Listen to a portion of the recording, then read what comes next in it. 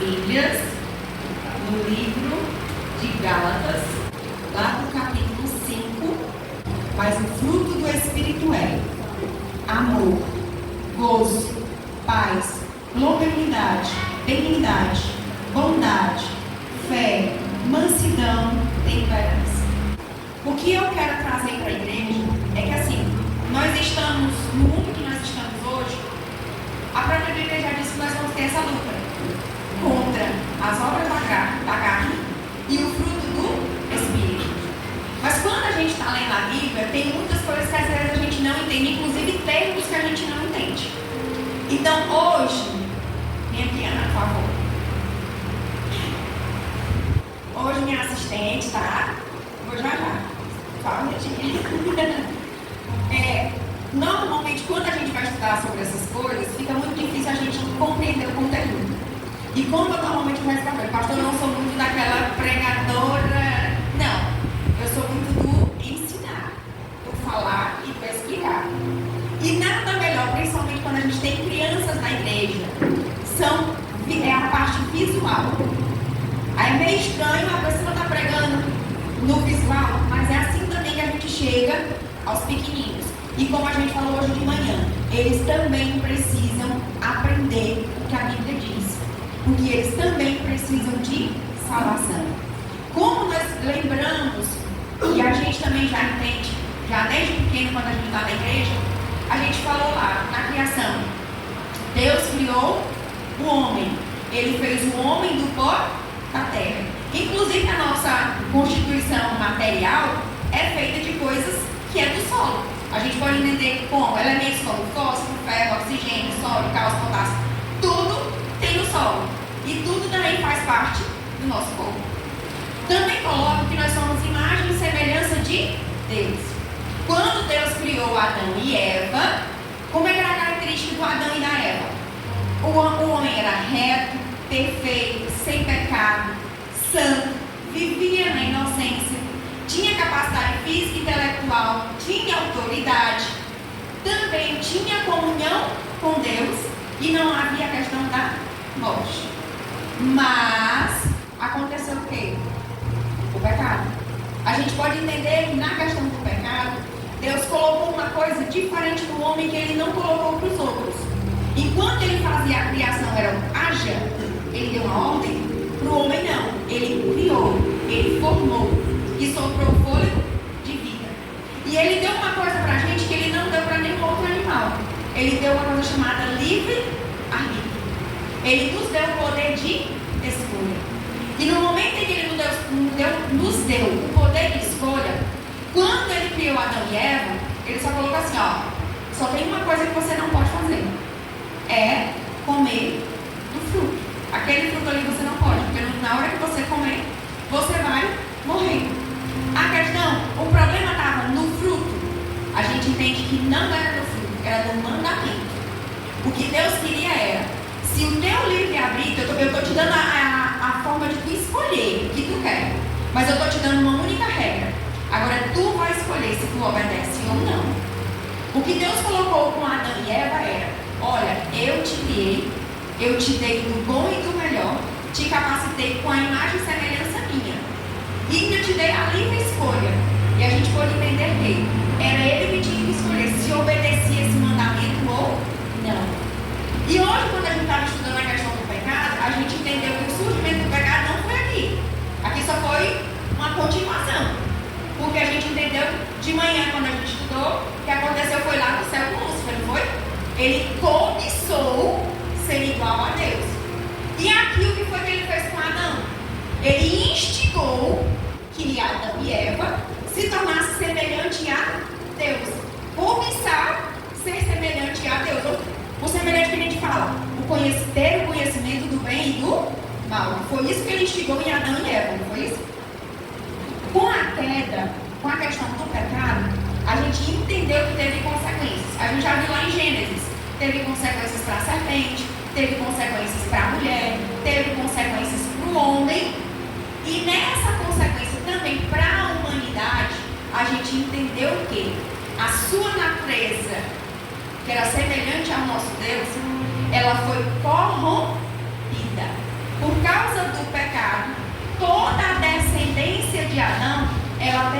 natureza corrompida. A sua natureza tornou-se pecaminosa. Por isso que a Bíblia diz que todos pecaram e estão de Deus, separados estão de Deus. Então o que nós podemos ver é que essa natureza corrompida, ela se manifesta por meio de atos pecaminosos. E é onde entra a parte que nós estamos estudando, que são as obras da carne. Vamos lá, agora eu tenho. Para ficar mais fácil, indo para frente, e aí fica mais fácil. Dá para pelo menos enxergar um pouquinho? Dá para ver? Vamos lá. Eu não quero me ater, aqui. Eu não quero me ater muito à questão das obras da carne. Primeiro porque a gente não tem que focar naquilo que é ruim. A gente tem que focar naquilo que é bom. Mas nós temos que entender. Porque tem termos, e dependendo da tradução, tem uma linguagem que às vezes a gente não entende o termo. Então, o que é que eu vou trazer em relação às obras da carne? A gente vai entender algumas palavras, tá? O primeiro que coloca, dependendo da tradução, ela pode vir como prostituição, ela pode vir como imoralidade sexual ou como fornicação. Aí você diz, meu Deus, que nomes estranhos. Vamos lá. A prostituição, atividade que envolve o comércio sexual e o exercício de várias dimensões da sexualidade humana. Imoralidade sexual, qualquer comportamento sexual que vá contra os princípios estabelecidos por Deus. E os princípios a gente já sabe. É homem e mulher na constância ali da união e tem que ser com amor e respeito. Tudo que é fora desse padrão, ele já não condiz com o que a Bíblia diz. Porque são princípios, e são princípios que têm que ser obedecidos. Em relação à fornicação, é ato sexual que não é entre cônjuges. Para quem às vezes não entende esses termos, é bom a gente compreender. Quando fala de impureza, que é o item 2 que está aí, é falta de pureza. E aí você diz, o que é impureza? Tudo que contamina a pessoa. Lá em Marcos 7, do 21 ao 23, ele diz assim: o que contamina o homem?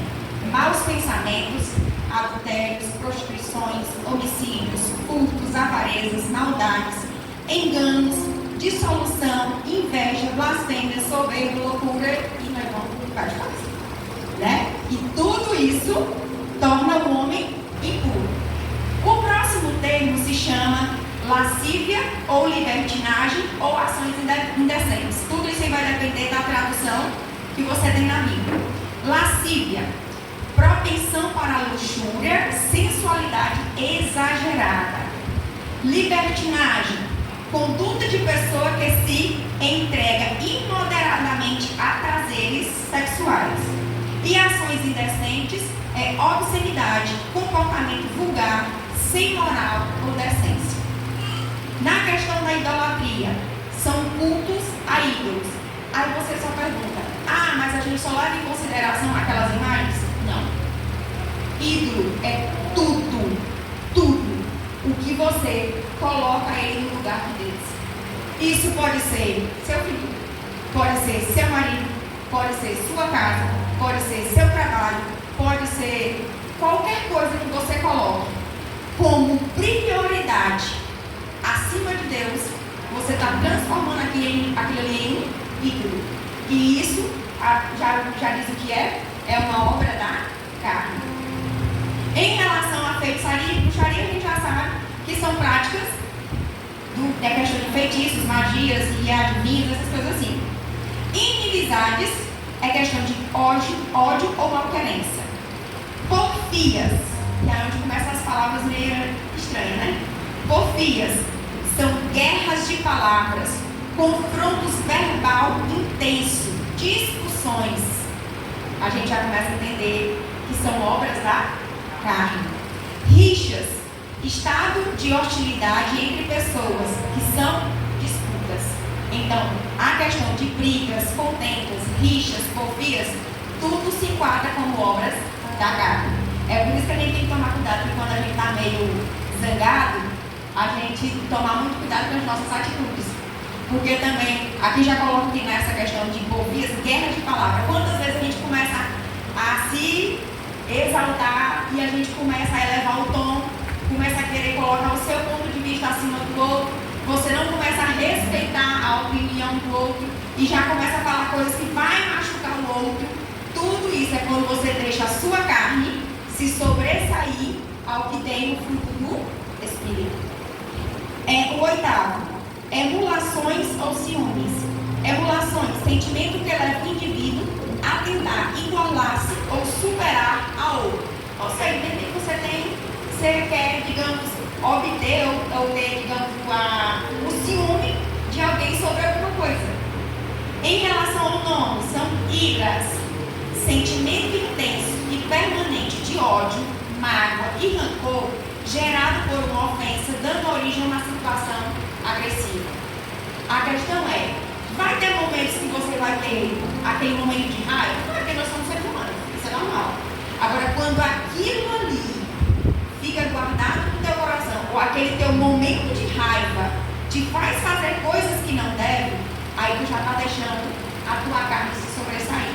É por isso que acontece, por exemplo, tem crimes que se acontecem quando você está em sã consciência normal, você não faria. Mas tem pessoas que no momento da raiva, no momento da ira, deixa completamente a razão e pratica coisas que não devem. Exatamente porque são as obras da carne. Nós podemos ver também o número 10. Ele diz o quê? Pelejas, discórdias. Inclusive eu encontrei até uma tradução que falava contumácia. Uns nomes bem interessantes. Pelejas, combate, batalha, briga, contenda. Em relação a discórdias, são conflitos e divisões. O número 11, ele fala sobre dissensões, divisões, desunião. Quando fala de dissensões, é diversidade de opiniões, falta de concordância ou discórdia. Vai dizer que não acontece? Acontece. Agora, como você reage é que é diferente. Eu não sou obrigada a ter a mesma opinião que você. Nós podemos até ter opiniões diferentes, mas a forma como nós discutimos o assunto, eu como crente que levo Cristo em mim, tenho imagem de Cristo, o meu comportamento não é querer sobrepor o outro, não é querer impor, não é humilhar por causa da minha opinião, não. Essa questão de brigas, dissensões, divisões, desuniões é nesse sentido. É que mesmo que eu tenha opinião contrária a você, mas eu tenho que respeitar você. Eu tenho que, pelo menos nós podemos até discutir sobre alguma coisa, mas eu como crente, eu não posso provocar divisão, eu não posso provocar desunião, porque às vezes a gente vê em igrejas, por exemplo, mesmo que tendo divergente com a liderança, a liderança tem um posicionamento e aí você diverge com aquilo ali, e aí em vez de procurar resolver o problema, aí já entra na outra fase da questão das facções, heresias, divisões. Por quê? Tendo opiniões diferentes, aí dentro você começa a fazer as segregações. Você começa a fazer a divisão. Você está fazendo isso o quê? Você está deixando quem agir na sua vida? A carne. Porque você pode ter até opiniões contrárias. Mas, inclusive, a gente sabe que contra lideranças é um negócio perigoso. Então a gente tem que tomar muito cuidado. Em relação a heresias, doutrina que se opõe frontalmente aos dogmas que a Bíblia diz, que a Bíblia ensina, facções, grupos que se formam dentro da igreja devido à divergência de opiniões, interpretações ou interesses, levando a divisões e conflitos. 13. Invejas, desgosto provocado pela felicidade ou prosperidade alheia. Isso aqui é complicado, né? É um desejo irrefreável de possuir ou gozar o que é de outrem. Rancor, forte ressentimento, ódio profundo. No 14 a gente já sabe que homicídio é matar outro ser humano. E no 15, bebedice, é em relação a vícios de embriaguez, estados de bêbado, farras, é em relação a folias e brincadeiras. E no 16, glutonaria, aquele que tem gula, excesso pela comida ou bebida, e ele tem um apego excessivo a determinadas iguarias. Orgias, ritual que prioriza o excesso de euforia, faltas de regras e ausência de ordem. Vamos aprofundar sobre isso? Não. Porque a gente não vai estar dando ênfase àquilo que é ruim. a gente agora vai entender que, começando a ler em Gálatas aqui, que ele diz que tem essa guerra. É ou não é? Entre a carne e o Espírito. Se nós já temos Cristo e aceitamos Ele, e o Espírito Santo vem habitar em nós, quem é que vai prevalecer? A carne ou o Espírito? O Espírito. E aí, quando nós aceitamos Jesus e o Espírito Santo vem morar em nós, nós temos que gerar o fruto. O fruto, ele tem que ser gerado em nós. Nessa questão do fruto, a gente até uma vez estudou no discipulado que os dons é aquilo que o Senhor já dá como um revestimento para te capacitar para o serviço. Ou não o dom é para te capacitar para o serviço. Já o fruto, no momento em que você aceita Jesus e o Espírito Santo vem morar em você, você tem que começar a gerar algumas características que é dele. Se você, a gente coloca assim, o fruto a gente pode lembrar de árvore, não é? Uma árvore, ela só pode dar o fruto para que ela nasceu. Se o fruto é uma maçã, uma macieira, só pode dar maçã. Se o Espírito Santo está em você, você só pode gerar o que vem dele. E nós podemos entender que quando a gente fala de fruto, são 9 virtudes que você tem, ou qualidades, da personalidade de Deus, implantadas pelo Espírito Santo no seu interior, para conduzi-lo à perfeição, ou seja, para conduzi-lo à imagem de Cristo. Entendemos que quando Adão e Eva foi criado e o pecado entrou, nós tivemos essa separação. Nós tivemos esse rompimento. A nossa natureza se tornou pecaminosa. A nossa tendência é praticar o pecado. Aí você diz, e agora que eu aceitei Jesus, o Espírito Santo vem morar em mim, o que é que agora eu tenho que gerar? Agora eu tenho que gerar o fruto do Espírito. Nós podemos entender que ele é desenvolvido durante a nossa caminhada. Não tem como ser feito tudo de uma vez só e é momentâneo. Não. Quando você aceita Jesus, você simplesmente, a partir de agora, eu tenho todos esses aqui de uma vez e vou fazer tudo de uma vez. Não. Você vai desenvolver até tu conseguir a tua maturidade, para tu poder exercer todos os 9. Lembrando lá quais são os 9. Vamos voltar de novo. Fruto do Espírito, quais são eles? Aqui está escrito aqui, vamos lá? Amor, alegria, paz, longanimidade, benignidade, bondade, fé, exatamente. Se vocês verificarem, tem uns nomes assim que são mudam de tradução, mas vamos lá para entender. O primeiro, a gente até colocou aqui na sequência. O primeiro, amor. Em algumas traduções chamam de caridade, mas a gente coloca como amor. Deus é o que, minha gente? Amor. Ele é amor. Então, o amor é a personificação de Deus. Ele é amor. Inclusive, a atitude de Deus Pai para conosco foi enviar seu Filho por amor a nós. Não é? Então, se Ele é o amor, e nós, quando aceitamos o seu Filho, temos que representar o Filho dele, então nós temos que fazer o quê? Nós também temos que manifestar o amor em nossas vidas. Jesus, em toda a sua trajetória, ele enfatizou a importância do amor. Inclusive, quando fala aqueles resumos dos 2 mandamentos em Mateus 22, 37 e 39, ele resumiu em 2. O primeiro foi: amarás o Senhor teu Deus de todo o teu coração, de toda a tua alma e de todo o teu pensamento. A primeira palavra é amarás. Amarás o teu Deus. O segundo, amarás o próximo como a ti mesmo. Qual é a palavrinha? Amarás. Porque no momento em que tu ama a Deus, consequentemente todos os outros vão ser fáceis de acontecer. Porque se tu ama a Deus, tu vai amar o teu próximo como a ti mesmo. só consegue amar a Deus e ao próximo quem tem o Espírito Santo dentro de si. Porque a gente pode entender que quando o Espírito Santo não habita em nós, a coisa fica complicada. Porque ele diz que no final dos tempos o amor de muitos vai ser esfriado. Porque quando o amor de Deus não está presente na tua vida, o que acontece com o meu irmão do lado não lhe vai fazer diferença nenhuma. Muitas das vezes nós nos tornamos egoístas, porque não, eu tenho meus afazeres, eu tenho isso, tenho aquilo, tenho tal. Mas o irmão está bem aqui sofrendo. O irmão está precisando de uma palavra. O irmão está precisando de um abraço. Mas eu estou tão focada em mim, tão focada nas minhas coisas, que eu simplesmente não olho para o lado. Inclusive pode ser o nosso filho, inclusive pode ser o nosso marido, pode ser a nossa família.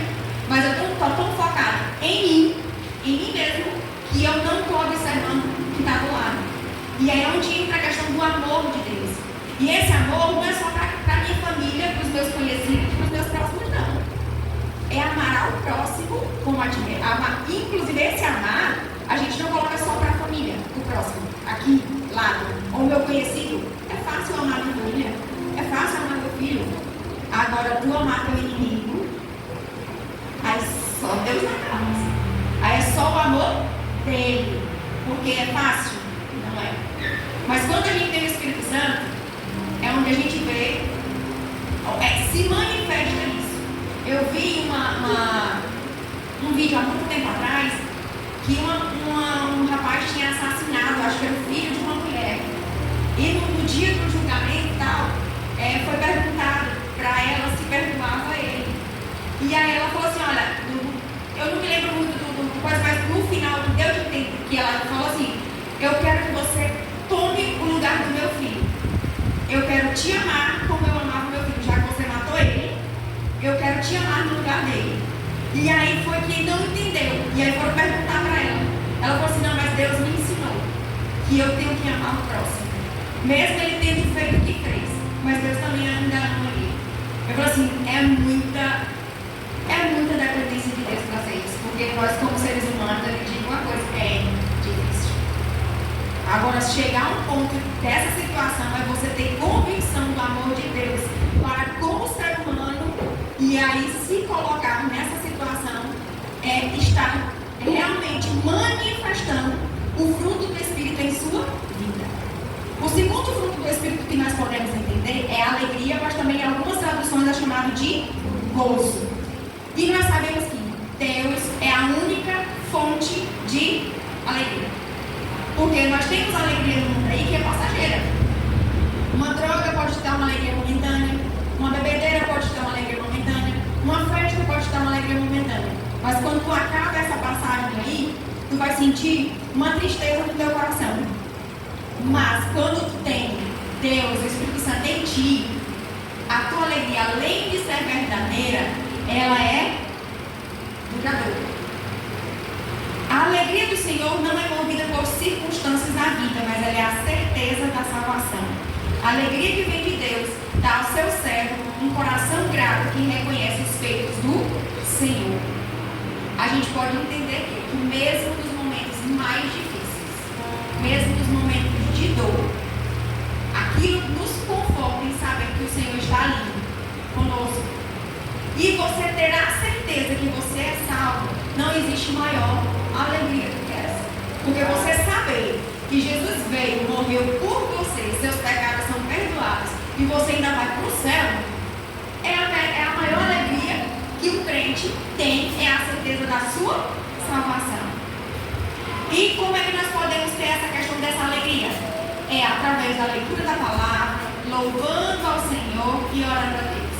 Quantas vezes a gente está triste, está num momento assim, muito cabisbaixo, e aí você vai ouvir um louvor, e aí aquele louvor vai confortando o teu coração. Ou quando tu está precisando de uma palavra, alguém te manda a palavra, ou lê contigo, ou até mesmo você vai lá na palavra e ouve aquela mensagem ali, lê aquela mensagem, já vai te confortando, te dando uma alegria que você não tem explicação. O outro fruto é a paz. A paz que o Espírito Santo derrama em nossos corações, ela é inexplicável. inexplicável. Ela excede todo entendimento. Em João 14, 27 diz: deixo a paz a vocês, minha paz dou a vocês. Não a dou como o mundo a dá. Não se perturbe o seu coração, nem tenha medo. Quando a gente fala de paz, a gente pode entender assim: se você confia no Deus que te criou e tu tem a certeza que Ele vai cumprir o que Ele prometeu, tu tem promessas e aí tu tem a certeza que Ele vai cumprir, tu pode estar passando pela maior tribulação da tua vida, mas com aquela certeza, com aquela convicção que tem, você vai passar aquele momento em paz. Aí você pergunta: tem como explicar para o ser humano? Não se explica. Como é que no momento de maior tribulação, de maior dor, tu está tranquilo, tu está calmo. E aí você diz: olha, aí chega alguém, mas a situação tá. Aí você diz assim: confio no Deus que me prometeu. Para o mundo lá, isso é um baita loucura. Mas para a gente que está aqui, a gente entende que quando a gente confia no Deus que nos criou e confia no Deus que nos prometeu, não importa a situação que passamos, a gente vai ter a paz no nosso coração. O outro é paciência ou longanimidade. Em relação à paciência, é a maneira como reagimos às coisas que acontecem ao nosso redor. Ela requer uma confiança total em Deus. Quanto mais buscamos o nosso Deus, mais confiamos nele e mais nos tornamos pacientes. O que eu acho interessante, vamos lá. Deus te deu uma promessa, ou Ele colocou um sonho para ti. E aí, quando você confia que Ele vai fazer, pode ser demorar 1 ano, pode demorar 2 anos, pode demorar 3 anos. Muitos desistem, mas tu tem aquela convicção, aquela confiança. Eu vou esperar em Deus. Quantas vezes o Senhor nos fez promessas e demora tempo e a gente não entende? A gente lembra aqui em questão de Abraão: sai da tua terra, da tua parada, da tua terra que eu te mostrarei. Aconteceu de uma hora para outra? Se cumpriu de uma hora para outra? Não. Demorou tempo. E ele, à medida da caminhada dele, ele ia confiando na promessa do Senhor. Ele teve ou não teve paciência para esperar? Então, à medida que nós confiamos em Deus, nós também temos a paciência de esperar segundo os seus planos e segundo os seus projetos.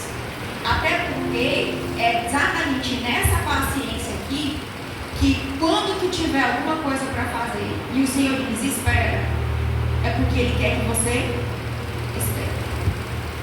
Não vá tentar procurar outras saídas ou outras soluções. Confia e espera, porque o melhor Ele tem para você. Porque quando você não espera, as consequências vão ser pelo que você escolheu, pelo que você fez. Mas quando você espera pacientemente no Senhor, as melhores coisas Ele tem para você. Ele não te dá só aquilo que tu pede, Ele te dá muito além do que nós pedimos. Inclusive os nossos sonhos, a gente pode até pensar assim, mas Ele tem coisas muito maiores. Ele conhece o nosso futuro. Ele nos gerou lá no comecinho, lá quando nós estávamos na barriga da nossa mãe. Ele já tem todo o projeto. Então Ele já sabe a nossa vida. A questão é, se confia no Deus que tu criou, paciência, espera. Os planos dele são muito melhores do que o nosso. Às vezes é difícil, às vezes a situação dói, é complicado esperar, não é fácil. Mas quando esperamos, o que Deus tem para nós é muito melhor. O quinto é amabilidade, benignidade, honestidade ou delicadeza. Pode vir com qualquer um desses nomes aí. Ser amável com o próximo tem que ser tanto no falar quanto no agir. Nós temos que entender que Deus, Ele amou, foi a todos. Então, uma vida é importante para Ele, não importa quem seja. Uma vida para Ele é importante. E aí você diz: mas eu só vou amar quem me trata bem. eu só vou ser respeitoso, eu só vou ser benigno com quem me trata bem. Quem disse? Nós temos que tratar bem, aqui diz assim, é tanto no falar quanto no agir. Inclusive tem pessoas que aparentemente tratam bem, mas eu falo educadamente aqui, mas por trás ou eu falo mal, eu ajo mal contra a pessoa. Você está agindo conforme o fruto do Espírito? Não. Nós temos que ser amados tanto no falar quanto no agir. Porque para Deus, uma vida é importante. Mesmo que Ele possa estar lá no mundo, mas uma vida para Deus, ela é muito importante. Quem é amável tem o entendimento que foi amado primeiro. E Jesus é o maior exemplo de ser amável. A gente vai ter, tem muitas atitudes que a gente vai ver na Bíblia, como Deus foi amável com aqueles que chegavam perto dele, pessoas que estavam endemoniadas, pessoas que estavam enfermas, que chegaram até ele, as crianças que se aproximaram dele e queriam afastar. E ele mandou chamar os pequeninos, deixai-me a mim, os pequeninos. Então assim, o nosso maior exemplo é Cristo. A Bíblia está repleta de exemplos dele, do comportamento que ele teve de ser amável com as pessoas. Em 2 Timóteo 2,24 diz: ao servo do Senhor não convém brigar, mas sim ser amável para com todos, apto em ensinar, ser paciente. O sexto é bondade, como também chamado como generosidade. E nós entendemos que Deus é bom? É ou não é? A gente até falou, ó, Deus é bom e sua misericórdia dura para sempre. Se Ele foi bom e a sua misericórdia para conosco é para sempre, devido à sua graça e à sua bondade para conosco, por que nós não podemos ser bons outros? Nós não temos que refletir Cristo em nossa vida? Se nós temos que refletir o caráter dele em nossa vida, é obrigação nossa. É manifestar esse fruto do Espírito, a bondade. A bondade gerada pelo Espírito Santo afasta do nosso coração a maldade que já vem com a nossa natureza pecaminosa. Quem é guiado pelo Espírito Santo age com bondade no coração, vê com os olhos e gosta de fazer o bem. Efésios 4,32. Sejam bondosos e compassivos uns para com os outros, perdoando-se mutuamente, assim como Deus perdoou em Cristo. Se temos que ser o exemplo de Cristo, esse é o mandamento, não tem? Vamos lá. O sétimo é como fidelidade, fé ou lealdade. E nós entendemos que Deus, Ele é fiel. Não é do caráter dele? Ele é fiel. Devemos ser leais a Cristo, assim como Deus é conosco. E essa fidelidade, ela se concretiza no momento em que nós obedecemos a sua palavra. Se eu digo que sou fiel a Cristo e obedeço a Ele, mas não cumpro o que o mandamento dele diz, que a Bíblia diz, eu estou sendo fiel a Ele? Não. Se eu quero ter a fidelidade, ser fiel, a primeira coisa que eu tenho que fazer é cumprir o que a Bíblia diz. Porque no momento em que eu cumpro o que a Bíblia diz, eu estou sendo fiel ao que Deus manda. 1 Coríntios 1,9 diz: fiel é Deus, o qual me chamou à comunhão com seu Filho Jesus Cristo, nosso Senhor. O oitavo é a mansidão, humildade. Nosso temperamento, ele interfere no comportamento das pessoas. Quando eu estava lendo sobre esse assunto, por exemplo, quando nós estamos num momento de agitado, de raiva, se você prestar atenção, é difícil, mas vamos lá, mas se você prestar atenção, no momento em que a outra pessoa chega com ira para você, com raiva, e aí você tem aquele comportamento manso, a sua voz mansa, calma, branda, o que é que tu vai proporcionar para o outro? Que o outro simplesmente diga: não quer brigar, não?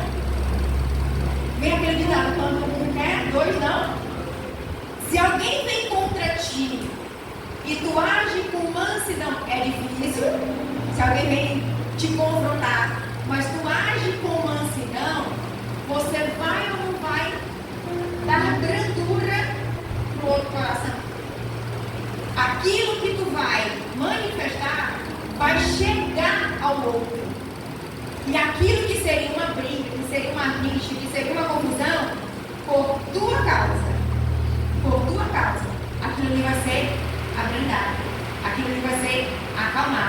E consequentemente tu vai ou não mostrar para o outro que tu tem Cristo na tua vida.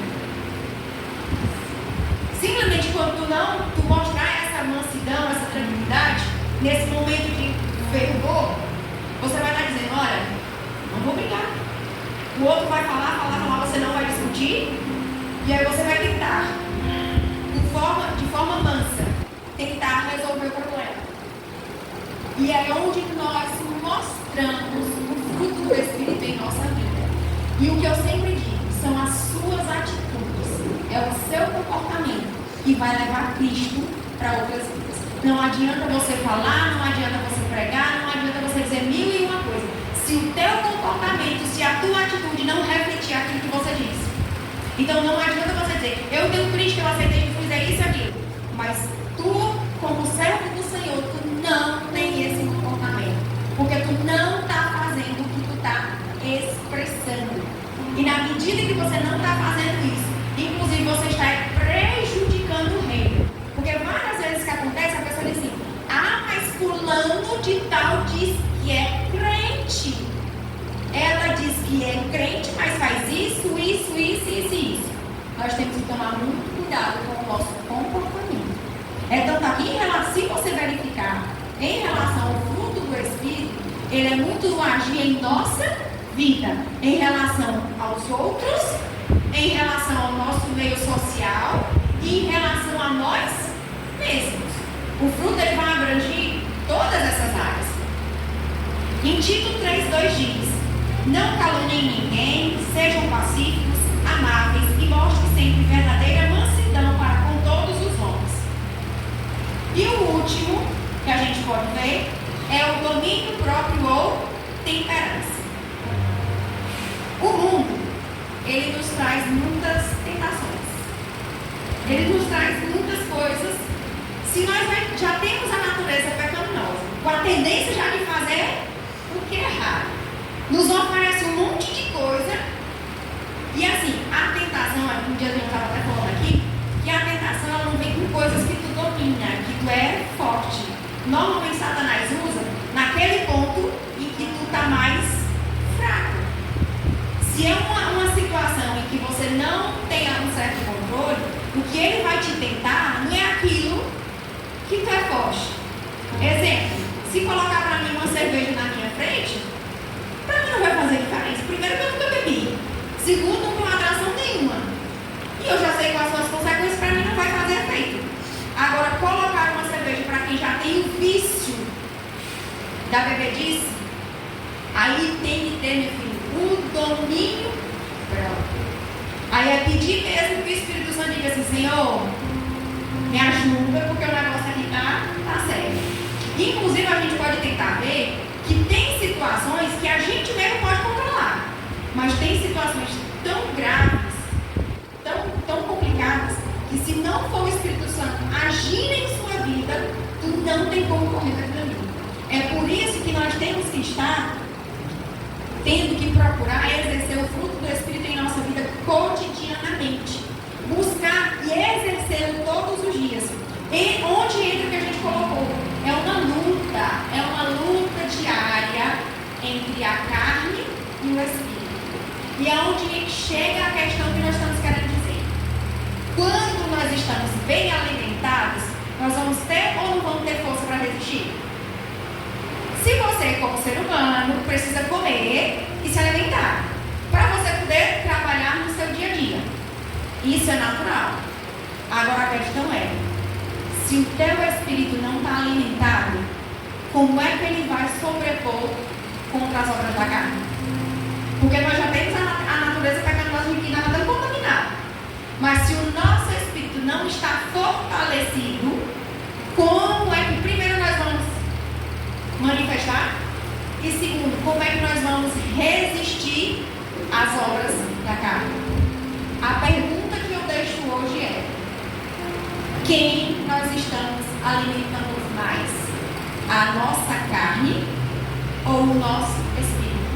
Porque aquele que estiver mais alimentado é o que vai se sobressair. E nós, como crentes, servos do Deus Altíssimo, e que somos imitadores de Cristo, e nós temos que mostrar ao mundo que somos de Cristo, as nossas atitudes é que tem que mostrar Cristo em nossa vida. Mas para mostrar Cristo em nossa vida, o nosso espírito tem que estar forte, porque é o fruto do Espírito. É Ele que tem que estar forte. Se o nosso espírito está forte, fortalecido na palavra, na oração, no louvor, buscando a presença do Senhor, todas as outras coisas que vierem perante nós vamos mostrar que Deus, que Cristo habita em nós.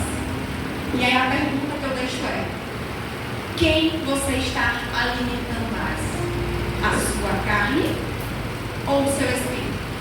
Porque aquele que estiver mais bem alimentado é o que vai sobressair em sua vida. Se é seguidor de Cristo, manifeste Cristo em sua vida, em suas ações. Porque é através de você, é através das suas ações que você vai levar outros a Cristo. Porque essa é a nossa função, essa é a nossa missão. Levar outros para Cristo.